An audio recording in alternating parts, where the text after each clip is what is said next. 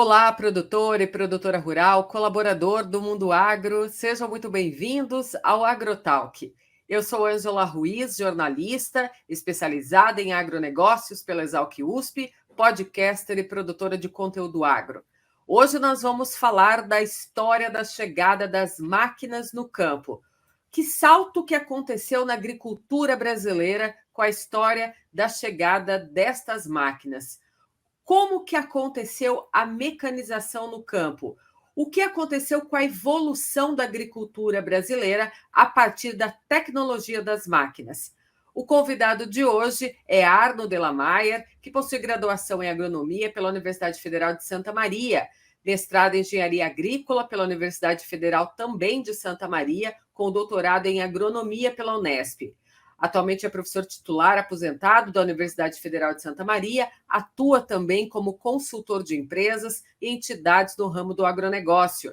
Tem experiência de engenharia agrícola e de produção, com ênfase em metodologia de projeto do produto, atuando principalmente nos seguintes temas: mecanização agrícola, máquinas agrícolas, projeto de produto, manejo do solo e gestão do agronegócio. Arno, seja muito bem-vindo aqui ao podcast AgroTalk. Olá, Ângela. Muito obrigado pelo convite e pela oportunidade de compartilhar alguns momentos com você nessa nossa conversa sobre a história ou a evolução das máquinas no agro brasileiro. Arno, a gente está muito curioso para saber, né, o que aconteceu, né? O que marcou a história da chegada dessas máquinas agrícolas aqui no Brasil? Só que, para a gente contar essa história, eu queria voltar lá no passado, na década de 50, no final da era de Getúlio Vargas. Então, para abrir esse nosso bate-papo, eu queria te perguntar por que ocorreu essa tratorização nessa década de 50? Então, até a década de 50, e se nós medirmos a agricultura brasileira, ela começa por volta do século XVIII, 1730, com o início da plantação de cana no Nordeste. Depois, no século XIX, a chegada do café, né, que entrou via norte, né, pelo Pará, e depois acabou se expandindo pelo Espírito Santo, São Paulo e tal. Mas era uma agricultura, tanto a cana quanto o café e os cereais no sul do Brasil, era uma agricultura de pequeno porte, praticada normalmente por famílias ou por grupos familiares, e não cabia ou não exigia uma mecanização que, por sinal, começou a nascer no exterior no século XIX, 1850, 1890, que surgiram as primeiras tentativas de um trator e as primeiras máquinas também para colher pastagem ou para colher cereais. Bom, mas isso não cabia ainda aqui, porque os tratores que se tinha eram tratores a vapor ou com motores de combustão, mas eram tratores enormes, não enormes em capacidade de trabalho, mas enormes fisicamente, e nem cabiam em pequenas propriedades, tá certo? E também assim no século XX, até a década vamos dizer, de 50, até houve alguma presença de alguns tratores, assim como o Santos Dumont trouxe o primeiro automóvel para o Rio de Janeiro na virada do século, assim também alguns agricultores pioneiros, algumas famílias de agricultores, principalmente no interior de São Paulo, trouxeram alguns tratores, mas eles eram usados mais para o serviço de transporte, para arrastar toras nas florestas no Paraná, no sul de São Paulo, e não chegaram a fazer diferença ou a fazer influência na agricultura. Até que na década de 50, o governo do então presidente Getúlio Vargas trouxe, quer dizer, Getúlio Vargas como um todo, trouxe algumas inovações para a economia brasileira, como a Petrobras, a fundação da Companhia Siderúrgica Nacional, a criação de infraestrutura para o desenvolvimento do país como um todo. E na agricultura, o governo, ou Getúlio Vargas em si, pensava, nós precisamos ter autossuficiência na produção de trigo, porque o principal produto agrícola da época era o feijão, o arroz, cultivados em propriedades familiares, o feijão principalmente em Paraná, né?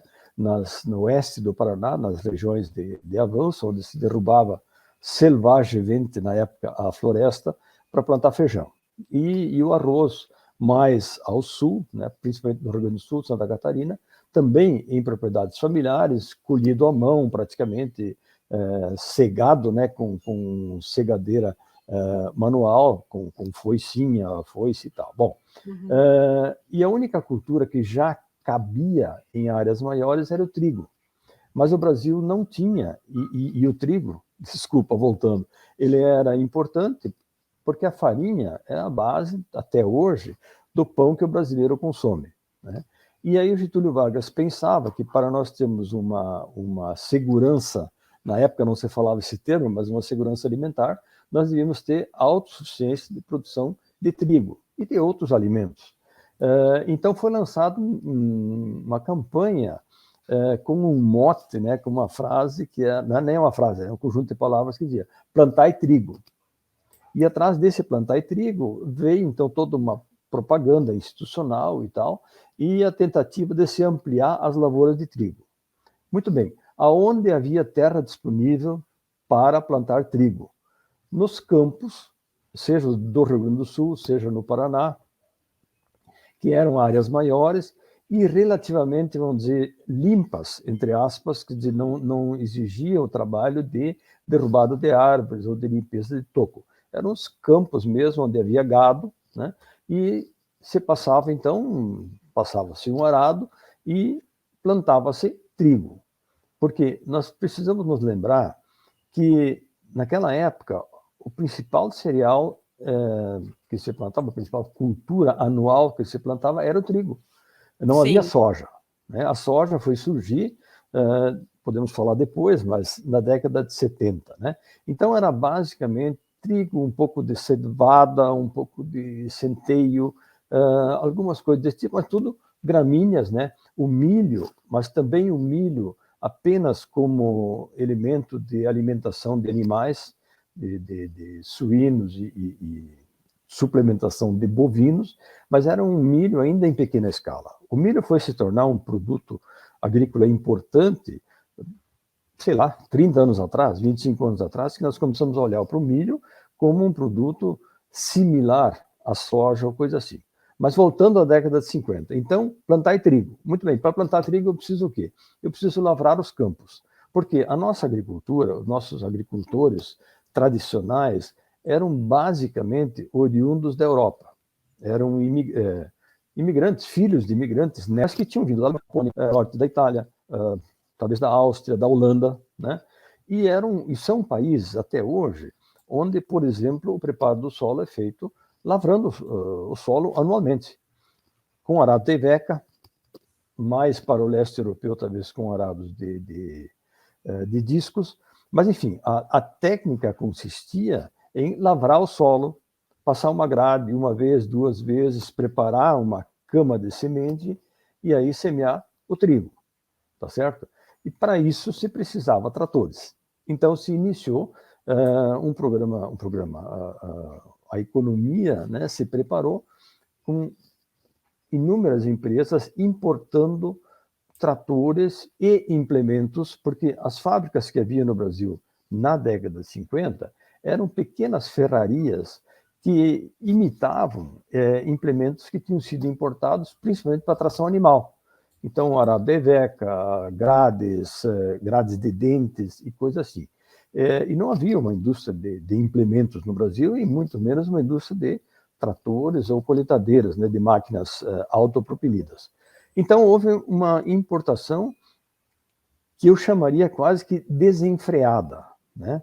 Segundo o nosso mestre, professor Miale, da Exalc, no final da década de 50, havia no Brasil mais ou menos 450 diferentes modelos de tratores, oriundos de quase 200 fábricas ou 200 marcas diferentes.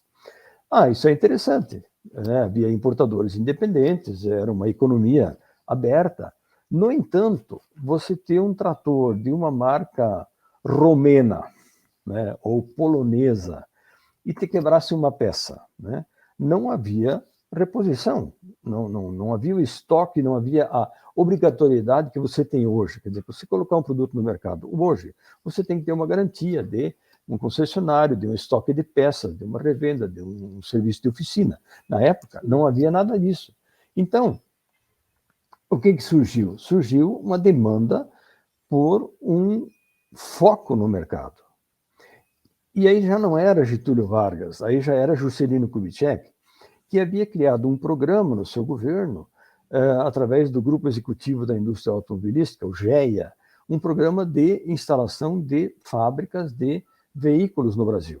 Né? Uhum. E o pessoal do agro, alguns professores e pesquisadores, se reuniram em 1959 em Piracicaba e fizeram um pleito ao governo de que criasse também um plano semelhante ao plano da indústria automobilística, um plano para máquinas agrícolas. E ainda em 1959 foi lançado esse plano e foram convidadas empresas estrangeiras a se estabelecer no Brasil. A ideia era fabricar no Brasil para que você tivesse a reposição, a assistência técnica e etc. que você precisava. Então surgiu o plano de instalação da indústria brasileira de tratores. Que era o Plano Nacional da Indústria de Tratores de Rodas. Exatamente, muito obrigado. É isso aí. E habilitaram-se mais de 20 empresas nesse plano para se instalar no Brasil. E foram selecionadas 6 empresas, né? 5 ou 6, né? As mais conhecidas eram a Valmet, né, finlandesa, a Massey Ferguson, canadense e com fábrica na Inglaterra, depois chamada CBT, mas era a Oliver norte-americana, que gerou o trator CBT. Depois nós tínhamos a Ford, né, a Ford do Brasil, a mesma Ford que fazia automóveis, e a Deutz, alemã, ou Deutz, como queiram, né? Deutz é a pronúncia.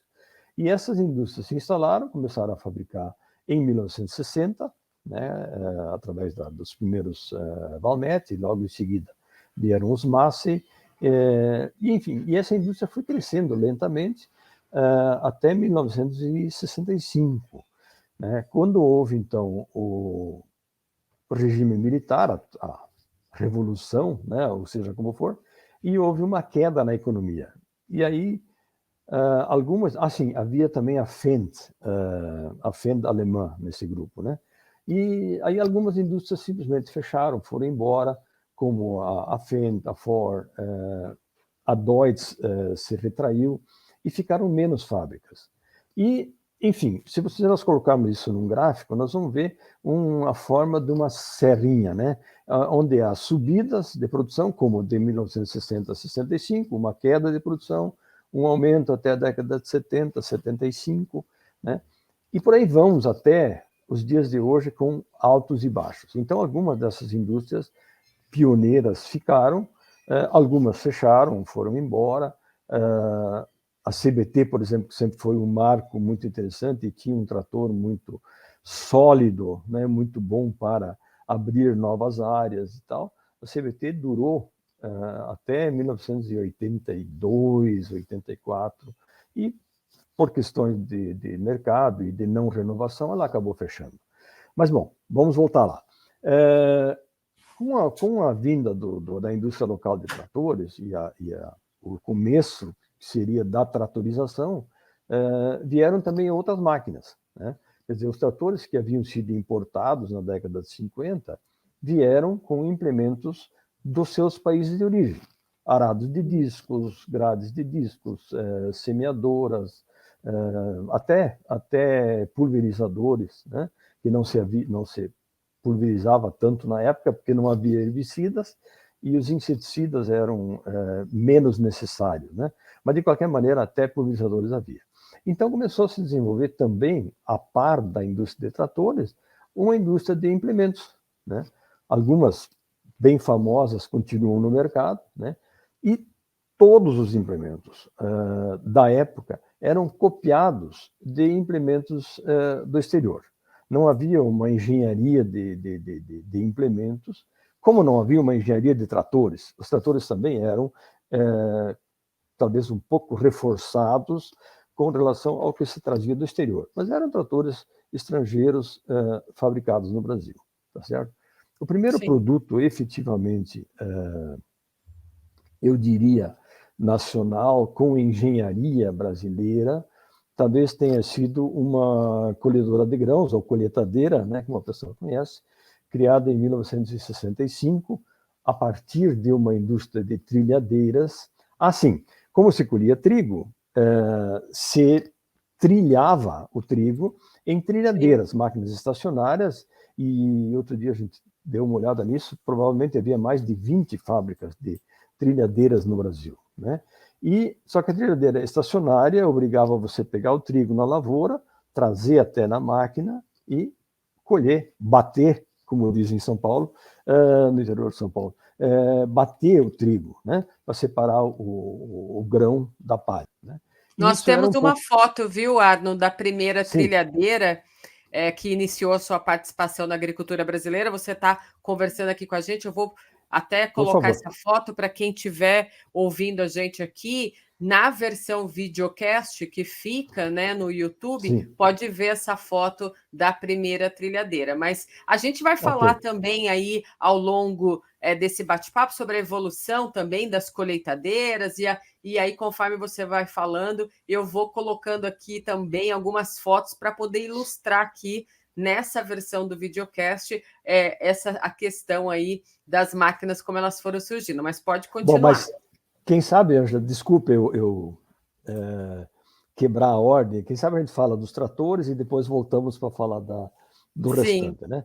Então, como eu vinha dizendo, então houve aí altos e baixos. O segundo grande baque no mercado foi em 1975, quando havia um ministro da Fazenda que retirou os subsídios do juro. As máquinas eram financiadas basicamente Uhum. pelo Banco do Brasil e o juro era subsidiado pelo governo. Então, esse ministro decidiu retirar os subsídios dos juros. E aí os agricultores tiveram que pagar juros reais e pararam de comprar máquinas como estavam comprando, porque a agricultura estava crescendo, né? Alguns anos antes, no início da década de 70, havia os Planos Nacionais de Desenvolvimento, os PND, né? E o ministro que capitaneava isso era o Antônio Delfim Neto, né?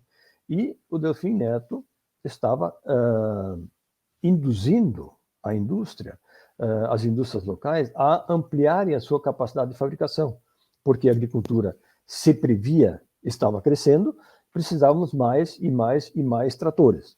Então, além da vinda de novas marcas, ou a instalação de novas marcas, raras na época, né? Mas houve, então, a ampliação das fábricas existentes.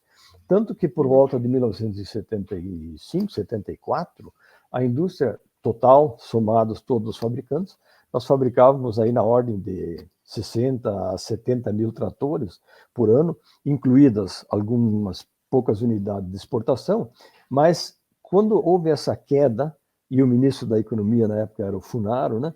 Quando houve essa queda devida às ações do Funaro, nós estávamos com capacidade instalada nas fábricas de 110 mil tratores por ano. Poderíamos fabricar 110 mil tratores. Estávamos fabricando a metade disso, né? E aí houve uma queda de mercado. E nós caímos de 60 mil unidades, ou 70, para talvez 20 mil. Então, foi um baque muito grande, não só na indústria de tratores, como subsequentemente na indústria de implementos e de colheitadeiras, tá certo? E aí o mercado volta a se recuperar, então, em bases mais reais, porque efetivamente, quando havia os subsídios, era um pouco artificial o mercado, né? Mas lá eram vendas consistentes para a nossa indústria. E aí voltamos a crescer lentamente até a década de 80, 1982, 84, a crise mundial do petróleo. caem os preços, caem as demandas, cai a fabricação, uma nova queda. E aí começam a ocorrer mundialmente, mas também no Brasil, falências ou momentos de fraqueza, né? E uma indústria, várias indústrias foram bastante afetadas, mas a líder de mercado, na época, ela foi nacionalizada, ela era estrangeira e foi nacionalizada por conta desta crise.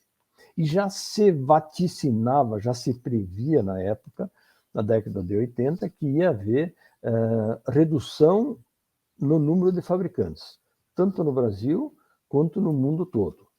E na década de 90, isso começou a se verificar, né? Com a criação da ACO, né? Da AGCO, que fundiu diversas marcas, mas no Brasil as mais conhecidas eram a Valmet e a Massey Ferguson, né? E a aquisição lá fora, né, da Fendt, por exemplo, pela ACO, o surgimento da New Holland, que era oriunda da Ford, né, mas a Itália acabou comprando e rebatizando a Ford de New Holland. New Holland também comprou algumas marcas lá fora e que repercutiu aqui no Brasil. E nessa década de 90, então, o Brasil passou por essa mexida no mercado, o surgimento de novas marcas, nem sempre novos produtos, mas de novas marcas, a instalação de novas fábricas, né? A mais marcante que mais nos ocorre ou nos lembra nesse momento foi em 1996, quando a John Deere começou a fabricar tratores em Horizontina, junto com a fábrica de colheitadeiras, né, e começou a participar efetivamente do mercado e começou a crescer. Mas a ACO tem uma experiência interessante, quando a Massey Ferguson foi nacionalizada por um grupo financeiro de Porto Alegre, e chegaram a mudar a marca, né? Os tratores não eram mais Massey Ferguson, se chamavam Maxion. Essa marca Maxion foi criada no Brasil por um grupo de empresários brasileiro, mas não teve sucesso. Tanto que 10 anos depois, ou menos, né, a Maxion foi vendida para esse conglomerado aí chamado AGCO, ou ACO, e a marca Maxion desapareceu. Mas é interessante, quem olha um pouco da história, ou quem anda por pátios de máquinas antigas, vai encontrar uns tratores azuis chamados de Maxion, que infelizmente ou felizmente não tiveram muito sucesso de mercado. Bom, e aí nós viemos então com as nossas marcas tradicionais até o ano 2000, 2005, 2010, né? E aí começaram a ser importados, começou a valer a pena na década de 2010, começou a valer a pena importar tratores, né? Já que os custos de produção em alguns países lá fora eram mais baixos que no Brasil. Sempre se dizia que valia a pena fabricar máquina no Brasil, porque a mão de obra era barata, porque era fácil de fabricar. Só que, como o mercado cresceu, como o país também saiu do chamado terceiro mundo, né, o tenta sair até hoje, os custos industriais aumentaram. Então passou a valer a pena até trazer alguns tipos de tratores de fora.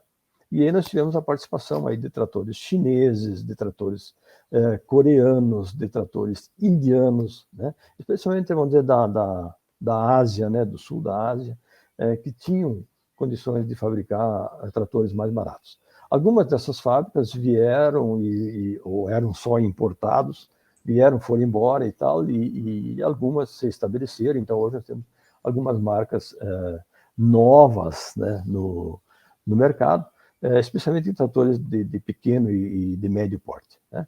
E então, hoje, o que eram, na década de 1990, o que eram 3, 4 marcas, hoje tem bem mais marcas, mas ainda, em termos de participação de mercado, nós temos aí 3 grandes marcas, né? Os outros são marcas menores, inclusive as indústrias ainda, ou a única indústria ainda com capital nacional, né? Com uma participação de mercado muito pequena, mas ela existe. Então, hoje nós temos praticamente uma fábrica brasileira com capital nacional, E o restante das fábricas, grandes ou pequenas, então, todas têm capital estrangeiro, né? Em maior ou em menor quantidade, mas são máquinas estrangeiras. Porém, desde a época do Plano Nacional da Fabricação, com a Sim. obrigatoriedade de, isso está, se não me engano, na Lei Ferrari, de a obrigatoriedade de fornecer peças e serviços. Então, hoje, não é tão intranquilo você comprar um trator coreano, você comprar um trator indiano, porque você vai ter a garantia da fábrica ou da importadora de você ter assistência, de você ter oficina mecânica, de você ter peças para esses tratores. É claro que quanto mais consolidada está uma rede de concessionários, e aí voltando de novo, as nossas 3 grandes ou 4 grandes marcas, tem cada uma delas mais de 150 concessionários no território brasileiro. Isso é o que vale. Porque se me quebra um trator, se me dá um dano num trator, eu não posso ficar com ele parado muito tempo. Especialmente porque hoje nós estamos aumentando o tamanho dos tratores. Quando a potência média há 20 anos era talvez 80 CV, hoje nós já passamos de 110, 120. Estou falando em média. Mas Sim. o pico, né, os maiores tratores hoje já estão muito perto de 500 CV, né, 430, 450. Né, quando, em 2005, o nosso maior trator no Brasil era de 180 CV. Ou seja, em 15 anos, 17 anos, nós passamos a nossa oferta de tratores de 150 CV, 180 CV para 450, né? Então, muda muito a cara da nossa agricultura, da nossa mecanização, né? Porque junto com esses tratores vieram os implementos, tá certo? Da década de 50 para cá, com esse plano, aconteceram muitas evoluções na questão dessa expansão econômica e nesse desenvolvimento, né, de produção de máquinas agrícolas aqui no país. Essa era das colheitadeiras começou também a se implantar no Brasil, próximo a essa época também, né, da questão dos tratores, e trouxe uma expansão também muito produtiva, né? E ela se concentrou numa região específica do país. E eu queria que você contasse um pouco para a gente sobre isso. Tá bom, mas lembre-me depois de falar um pouquinho dos implementos, tá? Tá. Mas vamos falar de colheitadeira. Primeiro, o termo, né? Quer dizer, o termo correto seria colhedora, né? Isso consultados filólogos e especialistas e tal.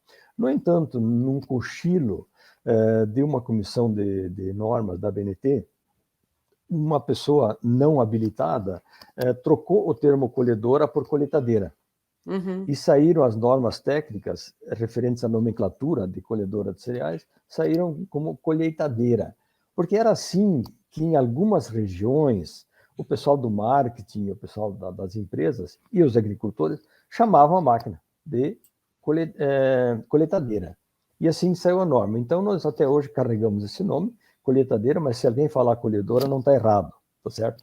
O fato é que na norma diz colheitadeira. Bom, Uhum. como você mencionou sobre a foto aí, que você ia projetar, até então, na década de 60, os nossos cereais eram batidos, eram trilhados com trilhadeiras, né? Que, de novo, eram desenvolvimentos, eram cópias de trilhadeiras norte-americanas, porque as trilhadeiras europeias tinham um conceito diferente, elas eram construtivamente diferentes. Então, quando a gente consulta a história, né, e um dos pioneiros nas trilhadeiras nos Estados Unidos foi Jerome Case, né, essa marca talvez lembre alguma coisa, mas muitas fábricas brasileiras copiaram as máquinas da Case e de outras fábricas que vieram para os Estados Unidos, vieram dos Estados Unidos antes da década de 50, ainda década de 40, depois da guerra. E aí, como pode acontecer no Brasil, se estabeleceram outras e outras e outras indústrias. Então, uma copiando, e aí eram realmente cópias, não eram desenvolvimentos, né?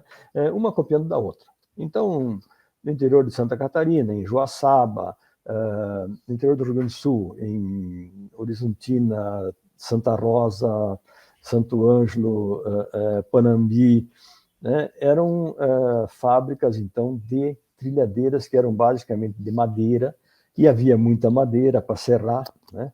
Então, havia apenas uma fábrica em Cachoeira do Sul que fazia máquina totalmente metálica, com aço e chapas de zinco, de folha de flame, que eram as máquinas, já não existem mais, chamadas Friedrich, que era uma cópia de uma máquina americana toda metálica. As outras eram de madeira.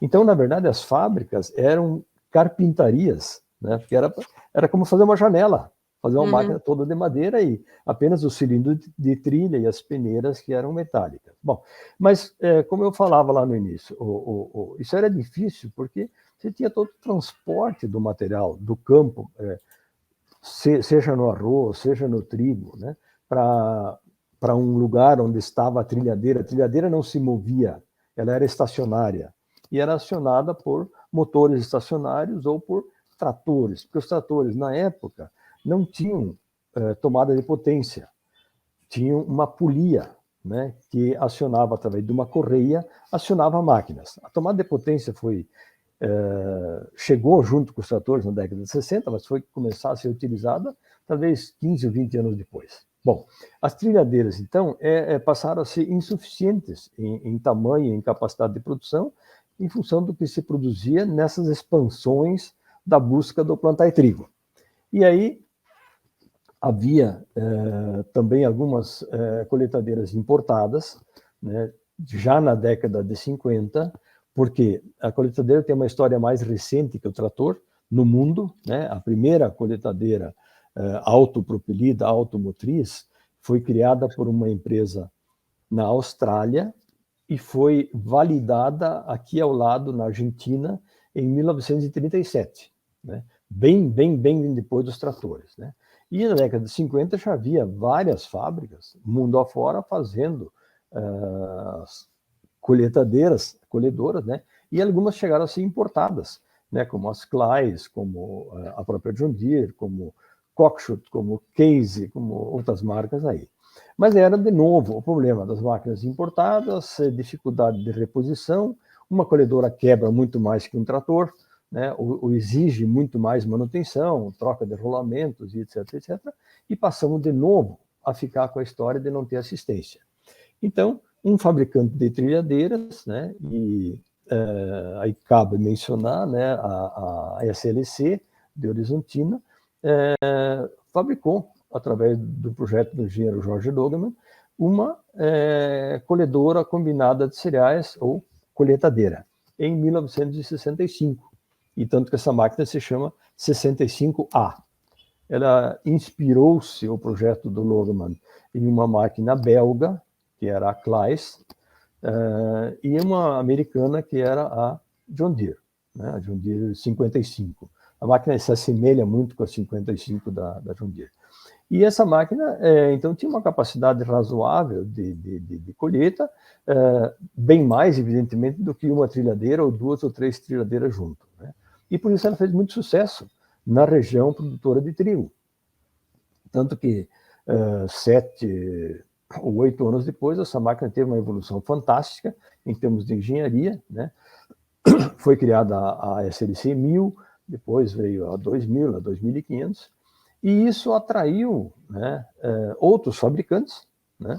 Tanto que no final da década de 70 nós já tínhamos mais 2 ou 3 fábricas de colheitadeiras no Brasil.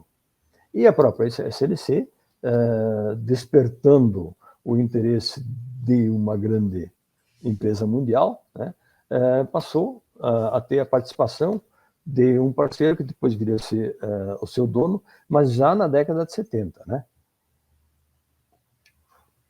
E essa participação que eu estou falando é a John Deere participando da SLC, né? E a cada década entrando com mais capital, até que em 1999 se consolidou, ou 98, se consolidou a compra total da SLC pela John Deere.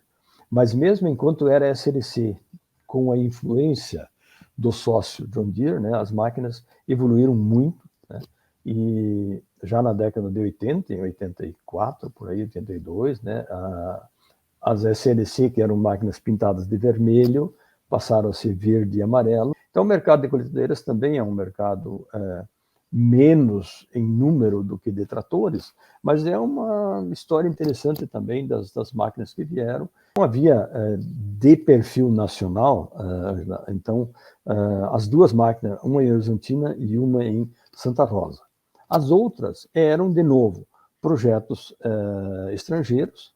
Ou seja, no final da década de 60 e ao longo dos anos 70, a gente observa também aí uma grande expansão das fronteiras agrícolas, seja no Cerrado e no Rio Grande do Sul, e aí isso favorece, né, o despontamento também desse berço nacional das colheitadeiras automotrizes nessas regiões, né, para poder contribuir com a produção do produtor rural, não só dessas regiões, mas aí levando a produção e essa expansão para o Brasil. E na época dos anos 90, a gente lembra aqui que a gente estava naquela situação do Plano Real, né, que estava de vento em popa, a internet explodindo no Brasil, o governo liberando o preço do álcool anidro e hidratado, e aí a gente vê ainda mais essa representatividade na ampliação dessas máquinas chegando ao campo nos 4 cantos do país.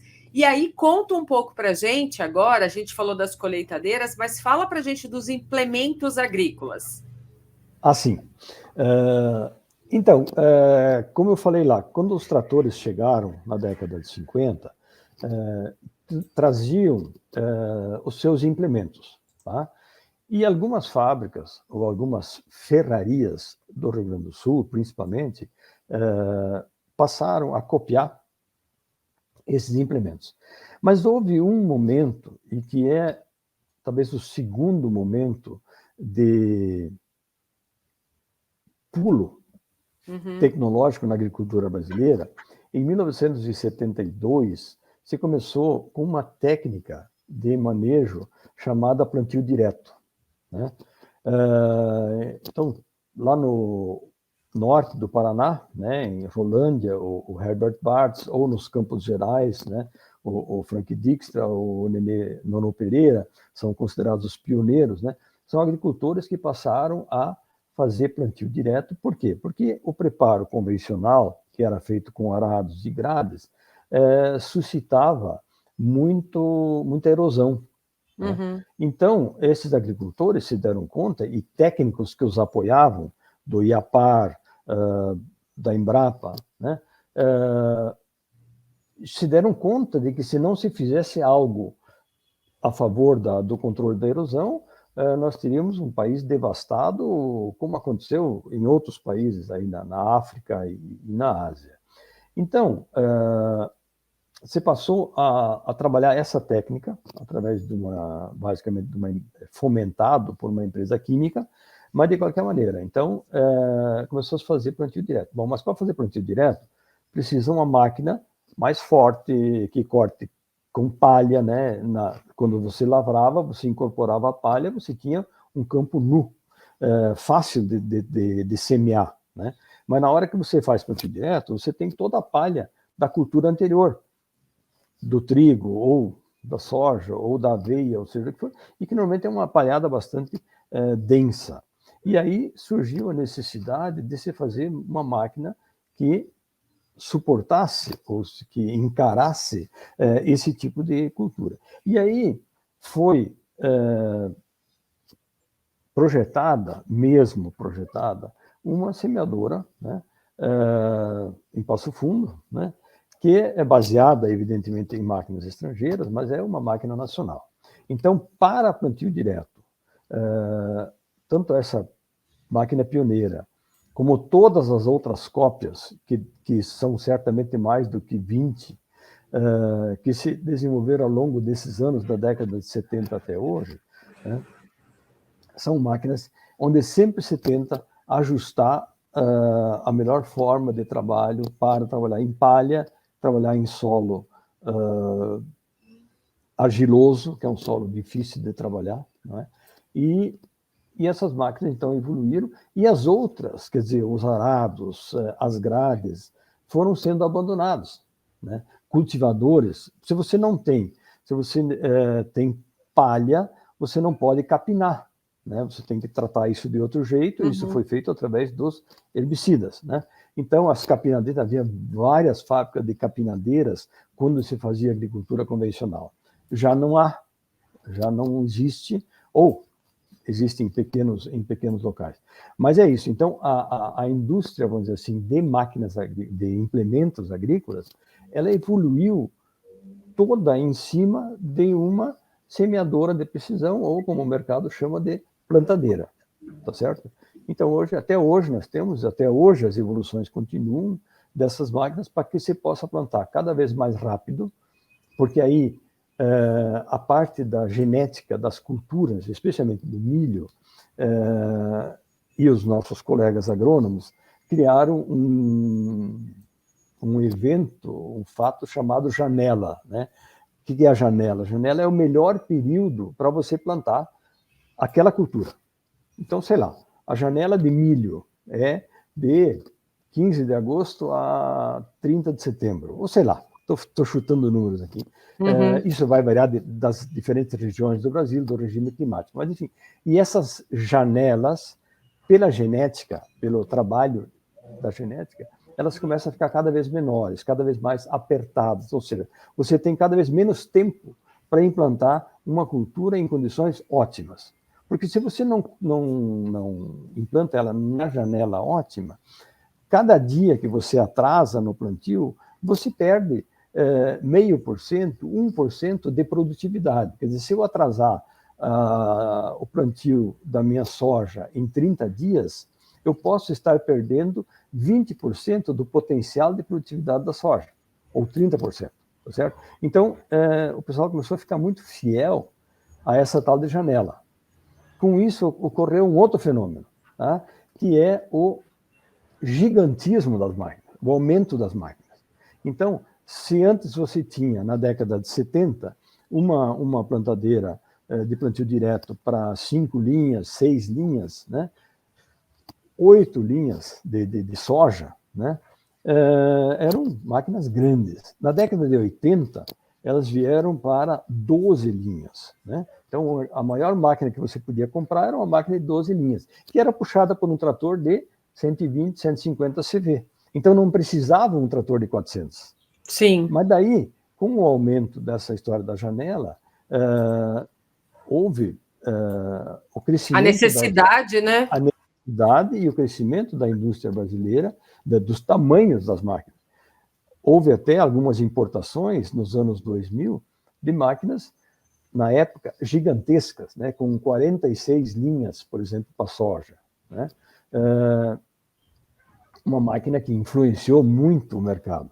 Mas você veja bem, você sai de uma máquina de 12 linhas, ou de duas de 12 acopladas, formando 24 linhas, e eram máquinas monstruosas. Num momento, em 2006, sei lá, por aí, aparece aí uma máquina com 46 linhas. Né? Então, você imagina o pulo. E aí o trator de 180 CV já não puxa. Né? Aí você precisa de um trator de 300, um trator de 350, de 400 CV. Então, junto com o crescimento da máquina, que cresceu grande parte por causa da tal da janela, né? Você cresceu também os tratores. Então, hoje, se você olhar uma propriedade em 1980 e olhar essa mesma propriedade hoje, ela tem menos tratores, muito menos.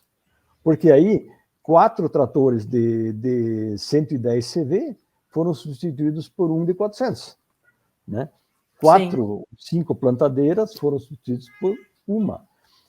Estou falando da agricultura como um todo, e esses números aí são para Mato Grosso do Sul, Bahia, e a bola da vez, né, o grande sucesso da agricultura, que é o Mato Piba. Né? Isso é muito bacana a gente comentar aqui, porque a trajetória da agricultura brasileira, né, ela é resultado de uma combinação de vários fatores. Você contou aqui para a gente, desde a chegada dessas máquinas, como que foi esse cenário todo para um país, né, que tem abundância de recursos naturais, com extensas áreas agricultáveis, disponibilidade de água, calor, luz, né, que são elementos fundamentais para a vida. Então, o que fez, né, essa diferença nesses últimos 50 anos também foram esses investimentos também em pesquisa agrícola, que trouxe esses avanços, não só para a mecanização das máquinas, mas também para a ciência como um todo, a ciência do plantio, do desenvolvimento das cultivares, das tecnologias adequadas e nas inovações que entram dentro desse maquinário. E uma coisa bacana que eu lembrei aqui agora, que esses equipamentos nos traz na memória o que a gente conhece até hoje, que as máquinas agrícolas hoje são muito modernas, né? Marcadas por alto desempenho, elevado grau de automação, que lá atrás, né, quando você contou para a gente da chegada dos primeiros tratores, colheitadeiras, isso não se tinha, né? Então, esses fatores foram incorporando, né, na ciência, na tecnologia, tornando também essa agricultura mais nacional e produtiva. E aí eu lembro do designer dessas máquinas, que também, né, teve um rearranjo aí das máquinas agrícolas, nas operações dessas máquinas, no designer dessas máquinas também para os produtores rurais, né, das cabines, da automação, da tecnologia. Antigamente, aqueles tratores antigos não tinham cabine, hoje a gente já vê que tem. Essa automação, a partir da década de 80, que fez surgir as tentativas de medir o fluxo ali das colheitas, dos cereais, isso tudo deu uma importância grande também para a evolução dessas máquinas no campo, não é verdade, Arno?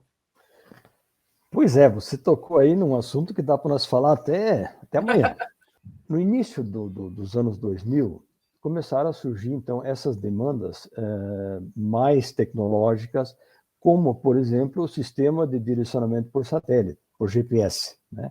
A chamada agricultura de precisão, onde, no início, se queria, basicamente, a precisão de trilhas, de rotas, né? Quer dizer, que você conseguisse passar com uma semeadora, uma plantadeira, e na próxima passagem você passar ao lado, sem precisar um guia, uma corrente ou uma marcação, e sim você tem uma marcação eletrônica no seu painel, via GPS, que vai te dizer que você tem que passar aqui, ali e tal, exatamente na mesma distância em todo o campo, em todo o tiro, né? E claro que também o GPS evoluiu. Hoje nós temos praticamente em todas as lavouras os sistemas de direcionamento baseados no sistema RTK, né, que é um sistema de triangulação, de posicionamento, e nós não temos desvios maiores de rota do que 2, talvez 4 centímetros, o que é uma coisa fantástica quando você está falando de uma soja plantada a 50 centímetros, ou um milho plantado a 70. Então, um desvio aí de 2 centímetros não é nada. Mas essa tecnologia, por sua vez, ela passa de novo a exigir muito mais conhecimento do operário. Então, quando vê um operador desses, é uma pessoa que já tem que ter, já não basta o nível básico de educação, ele tem que ter um nível médio, né? Sim. Quando surgiram os primeiros tratores com licença, com GPS, eu conversei com um responsável pela importação num evento no AgriShow em Ribeirão Preto. E o Paulo me dizia, meu sonho é que nesse trator eu possa ter um engenheiro agrônomo operando. Mas você é louco, né? Ele falou, são as pessoas que têm a maior habilitação, né, e que vão aprender muito fácil os detalhes do produto, que poderiam operar esse trator para tirar dele o máximo de rendimento. Autônomo, nós temos que ter um operador muito bem treinado, muito bem qualificado. E aí vem as demandas para concessionários, vem inclusive simuladores de direção, né? Eu mesmo estou trabalhando num projeto de uma empresa, de um simulador para tratores, colheitadeiras e pulverizadores, né, com o apoio da FINEP, financiadora de projetos, que deve estar pronto ano que vem, né? Para treinar o operador, ao menos a parte básica, como numa autoescola, né? Você fazer um treinamento básico num simulador para evitar os primeiros erros, os primeiros acidentes, e depois poder terminar a formação num trator. Bom, então essa é uma nova, um novo caminho. Ainda vamos ver operadores de máquinas ainda trabalhando com essas grandes máquinas hoje que a gente vê no campo, tão modernas, né?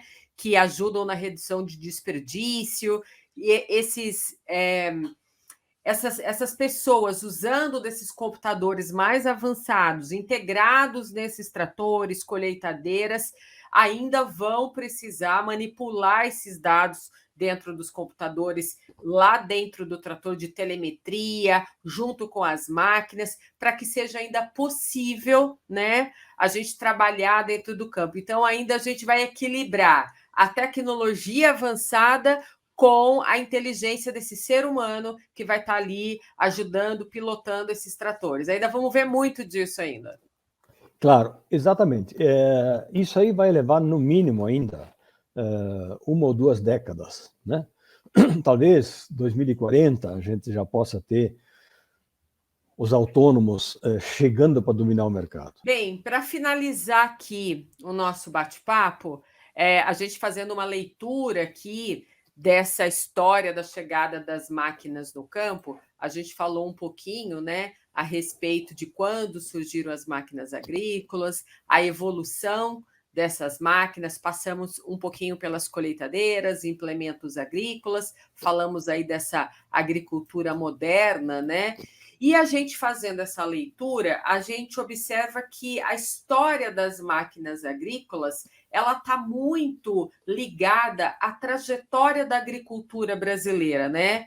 E a gente pensando na importância desse setor que mais cresce hoje no Brasil, a gente não pode também não pensar num futuro mais sustentável para subsidiar ações efetivas dentro do campo e também contribuindo aí, é claro, junto com esse futuro sustentável, a inovação dentro dessas máquinas agrícolas. Então, a gente pensa aí, como você disse, que daqui 10, 20 anos que a gente vai ver esse outro futuro, né, de autônomo diferente acontecendo no campo.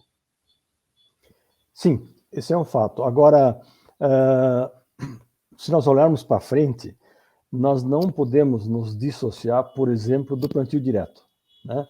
Quer dizer, essa tecnologia de manejo de solo não vai desaparecer. Nós estamos hoje com mais de 30 milhões, 35 milhões de hectares sob plantio direto. Isso é muito importante, é mais um ponto em que o Brasil é líder mundial em tecnologia. Não só a tecnologia do plantio, mas a tecnologia do sistema. São variedades, são herbicidas, são máquinas, sim, né? Ciclos de colheita, né? Quando eu fiz faculdade há 50 anos, o ciclo do milho era 150 dias, ou mais, né? Hoje eu já vi milho com um ciclo de 110 dias.